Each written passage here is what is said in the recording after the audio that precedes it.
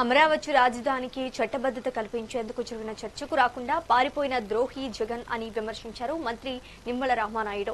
జగన్ కు పార్టీ నడిపే హక్కు లేదన్నారు. పశ్చిమ గోదావరి జిల్లా పెదలంక, కనకాయలంక గ్రామాల్లో 23.64 కోట్లతో చేపట్టే 2 బ్రిడ్జిల పనులకు ఆయన కూటమి నాయకులతో కలిసి శంకుస్థాపన చేశారు.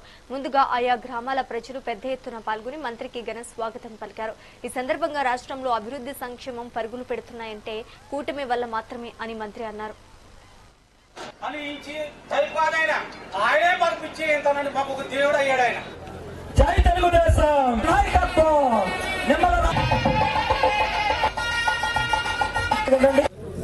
ఈరోజు మనం చూస్తున్నాం, ఆంధ్రప్రదేశ్ రాష్ట్రం రాజధాని ఏదని 10th క్లాస్ విద్యార్థిని అడిగితే గత 5 సంవత్సరాల పాలనలో రాజధాని ఎక్కడో చెప్పలేనటువంటి పరిస్థితి.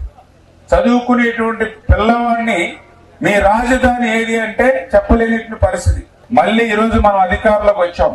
నిన్ననే మీరు చూశారు, శాసనసభలో మళ్ళీ అమరావతిని తీర్మానం చేసి కేంద్రానికి పంపించి రేపు మొదటి వారంలోనే పార్లమెంట్ లో కూడా రేపు భవిష్యత్తులో వేరే వాళ్ళు ఎవరైనా తప్పు జారి వచ్చినా అమరావతి జోలికి రాకుండా ఉండాలి, ఈ రాష్ట్ర ప్రపంచ స్థాయి రాజధానిని జోలికి రాకుండా ఉండాలని తీర్మానం చేస్తున్నటువంటి పరిస్థితి.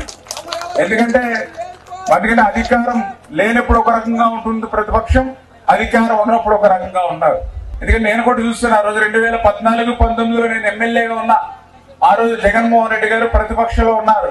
ఆ రోజు ప్రతిపక్ష నాయకుడిగా జగన్మోహన్ రెడ్డి గారు చెప్పారు, నేను అమరావతిని ఆహ్వానిస్తూ ఉన్నాను, గుంటూరు విజయవాడ మధ్య రాజధాని ఉండాలి, 30,000 ఎకరాల పైన ఉండాలని చెప్పి సాక్షాత్తు అసెంబ్లీలో ఆ రోజు జగన్మోహన్ రెడ్డి గారు చెప్పారు. 151 సీట్లు ఇచ్చి అధికారం ఇస్తే మాట తప్పి మడమ తిప్పి అమరావతి కాదు 3 ముక్కలు అన్నారు.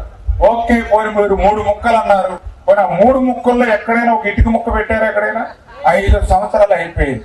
మళ్ళీ ఈ రోజు మనం వచ్చి అమరావతిని అంతర్జాతీయ ప్రమాణాలతోటి నిర్మాణం చేస్తూ ఉన్నాం.